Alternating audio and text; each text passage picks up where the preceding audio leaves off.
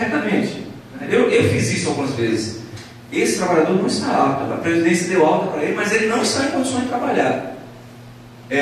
No caso de uma empresa com a qual eu trabalhava, nesse período meu de experiência que eu tive com o Banco do Brasil tinha uma solução para isso. Tinha um código que você lançava lá, que o trabalhador ficava, aí você vai discutir outras coisas, mas ele ficava, ele não era devolvido à Previdência, e ele ficava naquele código lá recebendo o salário dele. Mas normalmente isso não acontece. O trabalhador ele fica num limbo. Ele não é considerado doente pela Previdência e ele é considerado doente pela empresa. Tá, e quem paga meu salário? A Previdência diz que eu estou bom, a empresa diz que eu não estou bom, tá, tudo bem. Entendo claramente que aí a responsabilidade, como a lei prevê, que é o perito quem dá a última palavra, a responsabilidade é da empresa. A empresa que se vire para dar todos os apoios necessários para o recurso desse trabalhador da sua condição de adoecimento, mas o salário tem que ser pago pela empresa, nesse intervalo. Que não pode o trabalhador ficar adoecido, como ficou naquela empresa, e numa condição de limbo, como eu mencionei. Bom, meu e-mail pessoal, esse fernando.donato.vasconcelos@gmail.com. Desculpe ter dobrado o horário e agradeço a vocês pela paciência. Obrigado.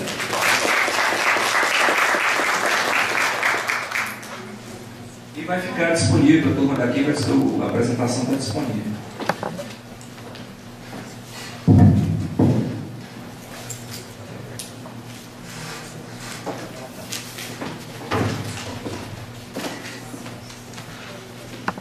Dando sequência então, a gente agora, a professora Maria Elizabeth, Departamento de Psicologia da UFMG.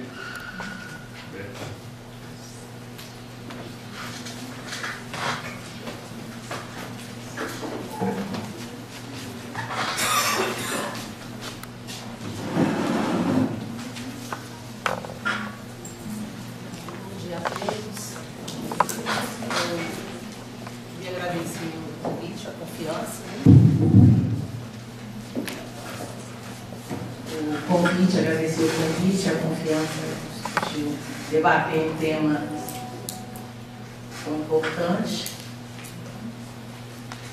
e parabenizar também os idealizadores desse fórum, né? Já é o 5º encontro, acho que é algo que precisava mesmo para movimentar a questão da saúde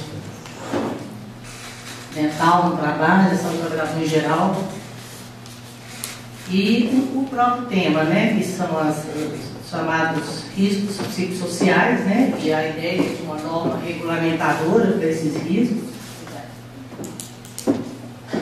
Então, foi esse o convite que me foi feito, me foi encaminhado uma minuta, né? E discutir essa possibilidade ou impossibilidade, os desafios de uma proposta de uma norma regulamentadora dos riscos psicossociais. E li a minuta, refleti e pensei que antes de discutir a minuta, eu acho que caberia discutir qual que é o sentido do termo risco psicossocial. E, principalmente, os rumos que essa discussão sobre os riscos psicossociais tem tomado em alguns países. Eu vou falar, principalmente, do caso francês. Primeiro, que, como muitos sabem, eu tenho contato com a minha formação feita lá. Eu estive, no ano passado, fazendo um pós-doutorado, acompanhando de perto esse problema dos riscos psicossociais na França. E também porque a França se considera retardatária em relação a outros países da Europa nessa discussão. E, no entanto, embora ela se considere retardatária, ela acabou incorrendo nos mesmos equívocos dos outros países. Então, acho que é interessante a gente pensar nisso também. Então, o porquê, né? Porque mesmo ela vindo depois, ela não aprendeu com os erros, né, dos pioneiros nessa discussão. A questão de discutir o ambiente psicossocial do trabalho é bem antiga, já tem várias décadas, mas esse termo risco psicossocial já é mais recente e no contexto brasileiro mais recente ainda.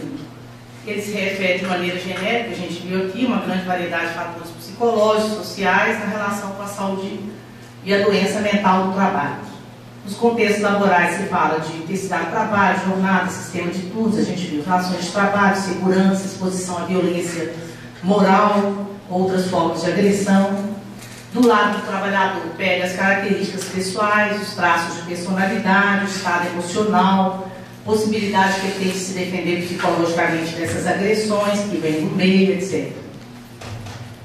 A definição de risco psicossocial oferecida pela OIT é a interação, de um lado, do trabalho, seu ambiente, sua organização, suas condições, de outro, o trabalhador com as suas capacidades de fazer frente a esses elementos que vêm do trabalho. E vem, junto com isso, as medidas, né, sugeridas para sanar os problemas advindos dessa exposição. Exposição coloca entre aspas, que é o termo constantemente usado, dos trabalhadores aos fatores agressivos. Então, vem estabelecimento de mecanismos de vigilância, de prevenção e, principalmente, gestão dos riscos. Então, quando a gente lê rapidamente, né, dá uma olhada rápida nesse contexto, parece que é um modelo abrangente. Ele abrange as agressões vindas do meio, os sujeitos que estão mais ou menos armados para fazer frente a essas agressões e as medidas que poderiam reduzir, sanar ou prevenir. No entanto, eu acho que quando a gente reflete um pouco mais e aprofunda, a questão não é tão simples assim. E eu fico feliz de estar participando desse início da discussão, quando ainda, né, como o Fernando disse, ainda está, é uma luta, é uma vamos refletir juntos, porque eu acho que o fato da gente vir mais tarde não é uma desvantagem. A gente pode pegar isso como uma vantagem, aprender com a experiência dos outros.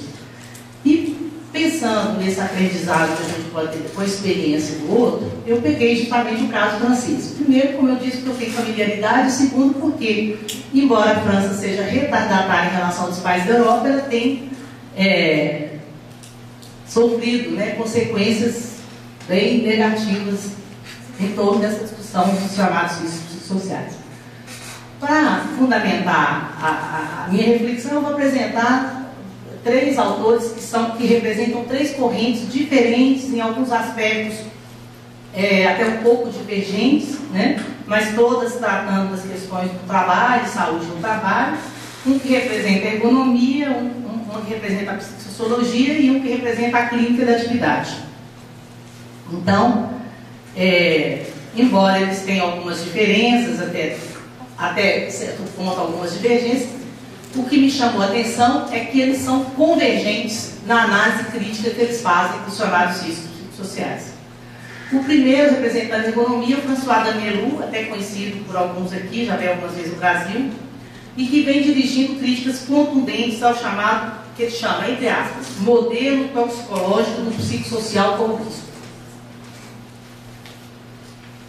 Num texto recente, ele disse o seguinte: nos últimos tempos, fala-se bastante dos riscos psicossociais, como se tratasse de uma nuvem tóxica, planando sobre a empresa ou sobre alguns dos seus componentes.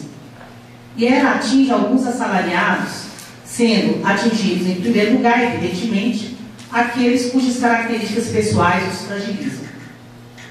Eu estou citando literalmente, eu acho importante colocar a percepção do Danelou.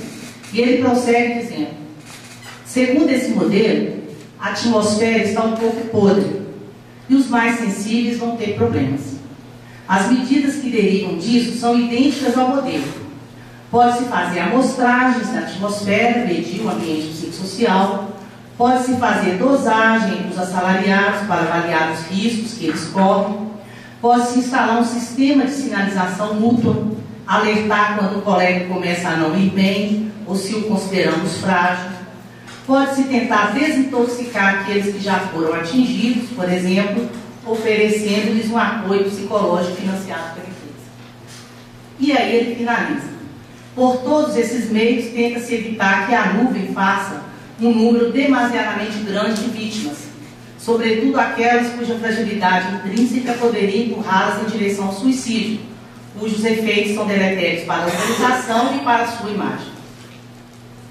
Além disso, Danelou manifestou uma grande inquietação em relação ao fato de que essa discussão, esse modelo dos riscos psicossociais, começa a ser objeto de consenso, inclusive no movimento sindical.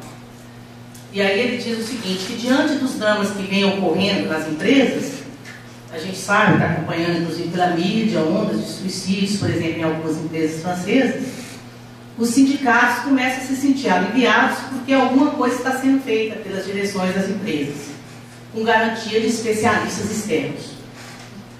E aí ele completa dizendo que não é raro encontrar no próprio contexto dos sindicatos sábios desenvolvimentos sobre as medidas de estresse que eles utilizam e incorporam com toda boa fé, usando os mesmos termos das direções das empresas. Então essa é a primeira crítica que eu queria apresentar, que vem da economia, do representante da economia, o Danielu. A segunda vem de uma representante da psicossociologia, que é a Dominique Lhuillier, também conhecida aqui, já veio algumas vezes, inclusive aqui em Belo Horizonte. Numa publicação de 2012, a Dominique Lhuillier dirigiu críticas fortes ao que ela chama de efeitos do tratamento que vem sendo dado no seu país aos riscos psicossociais. Ela criticou principalmente o que ela chama de fabricação de vulneráveis, que vem acontecendo no contexto francês. E vai dizer o seguinte, que até os anos 70, vulnerabilidade qualificava a vida humana. A partir de então, o campo semântico desse termo se generalizou e passou a caracterizar, ao mesmo tempo, estados e processos, associando vulnerabilidade a atributos que desvalorizam a pessoa. Então, desde então, vulnerabilidade se tornou um critério distintivo, um princípio explicativo. E a fragilidade, sua companheira inevitável, designa um meio termo instável entre a saúde e a doença. Um equilíbrio homeostático, ameaçado por um acontecimento da vida. Então ela chama esse conceito de vulnerabilidade, muito comum no contexto francês atualmente, como um conceito viajante, porque ele é emprestado ao modelo biomédico das ciências da vida, né? E que possui uma outra face, muito conhecida também aqui entre nós, que é a resiliência, que vem da física de materiais, que é outro termo também bastante em moda e que vem exatamente como a outra face da moeda, vulnerabilidade e resiliência. Então ela vai dizer que essa preocupação com a detecção e acompanhamento dos indivíduos vulneráveis no mundo do trabalho é correlativa da emergência da problemática do risco. Então, ela entende, assim como os outros autores, que essa discussão em torno do risco tem apresentado como um aspecto, um efeito colateral, essa designação de vulneráveis. Do ponto de vista estatístico, vulnerabilidade seria a probabilidade de viver a experiência de uma perda mensurável do bem-estar, né? Aqui entre aspas também, porque ela está se apoiando em termos, né, dos que discutem o risco psicossocial.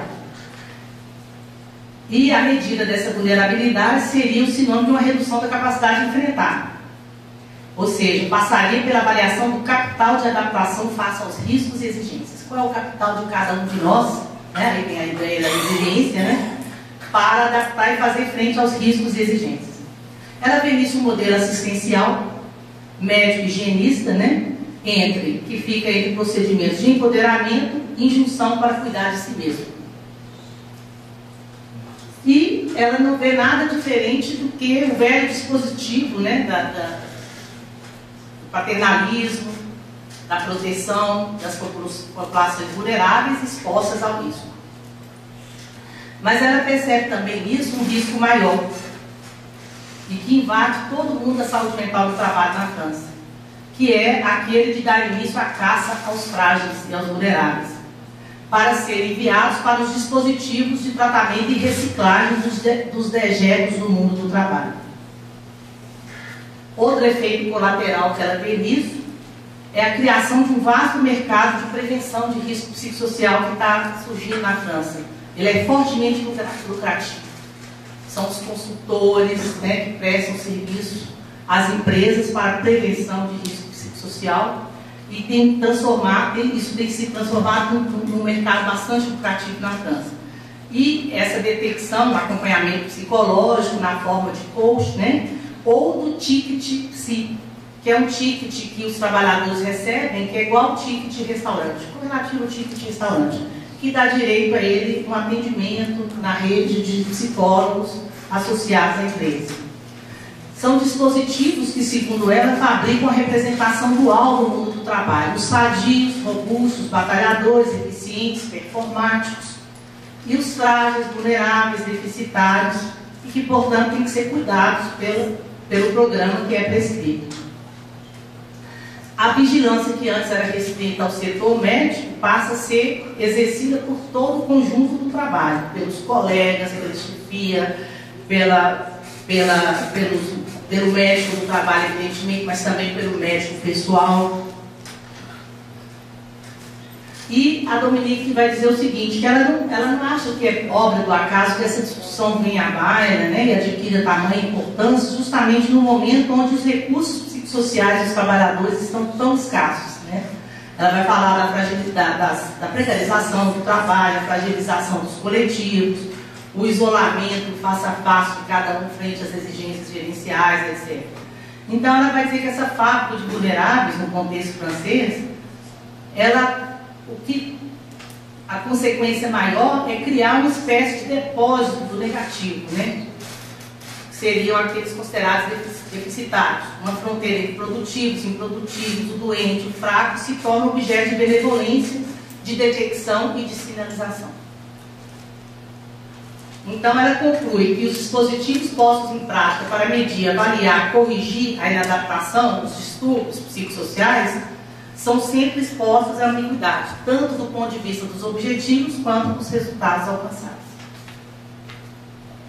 A terceira corrente que eu queria apresentar, que converge nessa crítica, é representada pela Clínica da Atividade e pelo Yves Clos, é o principal representante. Só para vocês entenderem o teor da crítica que o Yves Clos dirige aos riscos psicossociais, no último livro que ele publicou na França em 2010, o subtítulo é Para acabar com os riscos psicossociais. Aí dá para entender um pouco a força, né, da crítica dele. Ele quer acabar com isso. E ele vai dizer que essa discussão ela se ampliou de tal forma porque a crise, né, nos contextos de trabalho na França chegou a um ponto tal que a própria empresa, as próprias direções da empresa passaram a reconhecer que existe uma tirania, né, principalmente a tirania do curto prazo, que está colocando em risco a saúde dos trabalhadores e a saúde mental.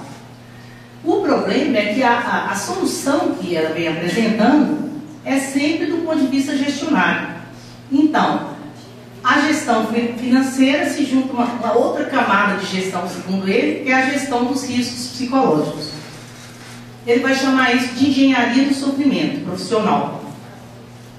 Ou, um termo que ele usa muito também, uma expressão que ele usa muito, neofordismo montado sobre almofadas amortecedoras da compaixão. Então, ele vai também concordar, né, que é um enfoque toxicológico do risco que traz como consequência inevitável a vitimologia, com a sua prevenção sistemática, a desintoxicação potencial, né, e segmentando as atividades profissionais em setores de risco, em populações-alvo, populações expostas, né, e que faz uma parceria com o mercado de especialistas que vem se ampliando cada vez mais. Ele também critica esse mercado, né, dos especialistas para essa detecção. Então, os trabalhadores se veem então requalificados em conjuntos de vulnerabilidades a auscultar e aparelhar. E aí o Iclo vai dizer o seguinte, que a prevenção dos riscos psicossociais, longe de permitir o desenvolvimento do poder de agir desses trabalhadores, sustentado na qualidade do trabalho, autoriza muito mais a sua desclassificação do estatuto dos sujeitos frágeis, que devem ser acompanhados no seu sofrimento e reformados no seu comportamento. Ao invés de transformar a organização coletiva de trabalho e fortalecer, trilha-se o caminho da vitimologia. E aí a criação de centros de atendimento psicológico em turnos contínuos de 24 horas ao dia. Então a gestão ela estende o seu domínio e passa a fazer também essa detecção e acompanhamento de pessoas em dificuldade, criando uma lista de indicadores. Isso está acontecendo muito fortemente nas empresas francesas, uma lista de agentes notificadores, né, para poder alertar uma rede de atenção. O que seriam esses indicadores? Olha que interessante. Se a pessoa, um trabalhador, chega no refeitório e resolve almoçar sozinho, ele pode ser alvo de problema. Ele deve estar com problema. Ele pode ser uma indicação de problema. Ele não está socializando. Se ele começa a ficar irritável, muito apegado a detalhes, se ele apresenta uma resistência acirrada à mudança, se ele está, ao contrário, também hiperativo, apegado irracionalmente à perfeição, super implicado, também é mal. Também é mal. Podem ser sinalizadores de que essa pessoa vai mal. Então, esse é um indicador, tem que ser anotado. Anotado por quem? Pelos agentes notificadores. Quem são os agentes notificadores? São os gerentes, os especialistas em saúde do trabalhador, os representantes de empregados, os colegas, o médico, inclusive o médico pessoal, o clínico pessoal. E eles têm as fichas de notificação e que solicita, né, autoriza um terceiro, né, que é uma testemunha, de inclusive solicitar uma comissão de instrução para o processo de tratamento desse risco psicossocial. O emissor da notificação pode ser o próprio trabalhador, a própria vítima, vamos colocar assim, mas pode ser um terceiro. E a vítima, claro que ela pode não aceitar o tratamento, mas isso é, inclusive, catalogado, né, como uma forma a empresa arquiva aquilo para se proteger juridicamente e depois dizer, olha, nós tentamos.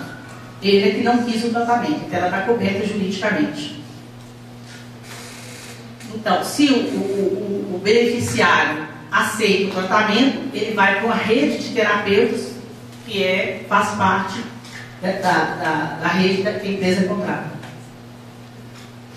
Então, o PRON vai dizer que a existência desses dispositivos para pessoas em situação degradada pode aliviar e acalmar muita gente. Porque, inclusive, é um acompanhamento profissional e, às vezes, gratuito, né? Personalizado. Mas ele vê isso uma externalização dos riscos psicossociais, né? Para usar os termos muito correntes aí hoje em dia, mesmo se isso for praticado em condições deontológicas aceitáveis. Não passa, né, segundo ele, de uma operação substitutiva, uma maneira de disfarçar a impossibilidade de uma elaboração coletiva dos problemas tratados no cotidiano, por isso que ele vai chamar de externalização. É uma tentação cheia de boas intenções, ele não está negando que as intenções são boas, né? E que tenta contornar qualquer preço as dificuldades, através do que ele vai chamar de um despotismo compassivo. Um retorno ao paternalismo, um higienismo conquistador, uma polícia sanitária. Mas é isso que, de fato, mesmo que seja calcado nas melhores intenções. Ele, de forma idêntica a Dominique Lhuillier, ele percebe uma reciclagem nessa caça aos resíduos psíquicos das desordens do trabalho. E ele vai ver essa reciclagem o risco maior, que seria estragar por um tipo de superproteção, não apenas os próprios trabalhadores que são transformados em vítimas, como a vida social como um todo. Porque vai criar essa noção, né, de fragilidade individual, fragilidade pessoal, e ao mesmo tempo criando em contrapartida um mercado, né, de risco. As empresas de aconselhamento, de consultorias especializadas em qualidade de vida no trabalho, né, e que promove os seus serviços em cima dessas pessoas que são, na verdade, produtos vendidos pelo seu valor agregado psicológico. São os frágeis, né, psicologicamente. Então, cria-se os chamados mercadores do risco, que vão, inclusive, como ele vai citar novamente, usar os tickets psicológicos, né, no mesmo modelo do ticket de restaurante. E, claro que ele não fica sem propósito, ele vai dizer, olha, no lugar disso, ele tem que mudar a perspectiva. Os trabalhadores é que tem que se ocupar dos riscos, né, de entender esses riscos, analisar os riscos reais, né, e se engajar nisso, nessa compreensão desses riscos e o que fazer com isso, através de uma perspectiva clínica, né, de uma análise clínica feita junto com eles na sua atividade. E, além disso, ao invés dessa ideia de que eles são expostos ao risco e, de certa maneira, passivos diante dessa exposição, o que se vê nas análises há anos, né, décadas, feitas, por exemplo, pela ergonomia, é exatamente o contrário. Os trabalhadores engajados e que, às vezes, ao preço da própria saúde, eles se expõem para poder resolver os problemas, se expõem aos riscos, não por uma passividade, mas por uma forma ativa, né, de lidar com as questões, às vezes, ao preço da própria saúde, para poder realizar, por exemplo, um trabalho de boa qualidade. Então, é exatamente o contrário, não essa posição de vítima e defesa passiva diante do risco, exposto ao risco, ao contrário, agindo diante de situações que às vezes até os colocam, né, numa possibilidade de adoecer para realizar um trabalho de qualidade, por exemplo. Isso a gente vê com frequência nas análises que a gente faz, né? E o Ivo Kloh percebe também que essa discussão acaba protegendo não os trabalhadores, mas protegendo os responsáveis por ela, os que fazem essa discussão, porque, na verdade, eles estão se protegendo, né, da possibilidade de fazer uma outra coisa diferente, de encarar o problema, esses problemas que são expostos aqui, né, na sua real complexidade. Então, ele vai finalizar dizendo o seguinte: no fundo, os riscos psicossociais repertoriados aumentam em razão de que nós, direções, sindicatos, especialistas, não corremos outro risco. O risco psicossocial de instituir novas relações profissionais, assumir as controvérsias sobre o trabalho bem feito. Paradoxalmente, o excesso de riscos controlados se explica talvez pela insuficiência do risco que se corre. Mas há riscos e riscos. Então ele faz também aqui uma autocrítica, né? E coloca que muitas vezes é a nossa própria omissão que esse tipo de discussão ganha o peso, né, que, por exemplo, no caso francês, tem ganhado. Então eu quis trazer esses teóricos de perspectivas diferentes, às vezes até divergentes, que no fundo eles partem de uma mesma interrogação. O psicossocial deve ser visto como risco? É possível tratar o psicossocial como risco sem cair na ideia de um sujeito passivo diante das agressões do meio? Ou seja, sem cair no modelo toxicológico do psicossocial? Sendo que esse modelo toxicológico ele já está em questão até em relação à exposição a produtos químicos, né? Porque, na verdade, é o mesmo modelo, né, de exposição a produtos químicos, biológicos, agressões físicas, né?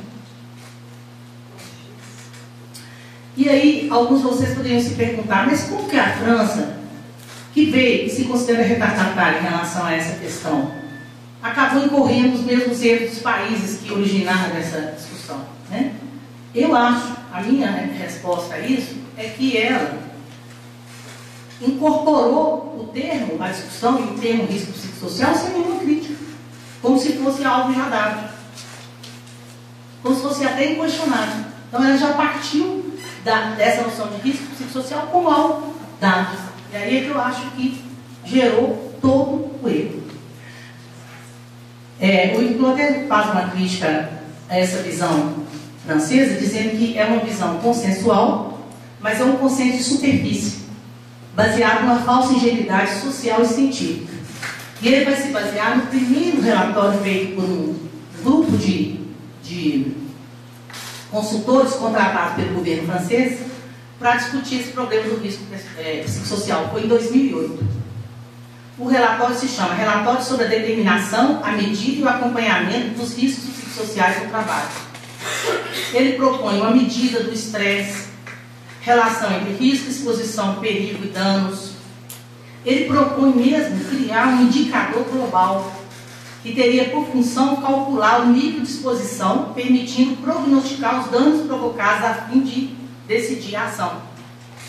Ou seja, equipara o risco psicossocial ao risco radioativo, ao risco tóxico, né, avaliando os limites de intensidade, de danos, e tudo isso amparado pela neutralidade da medida. Então, a medida, então, eles estão resguardando.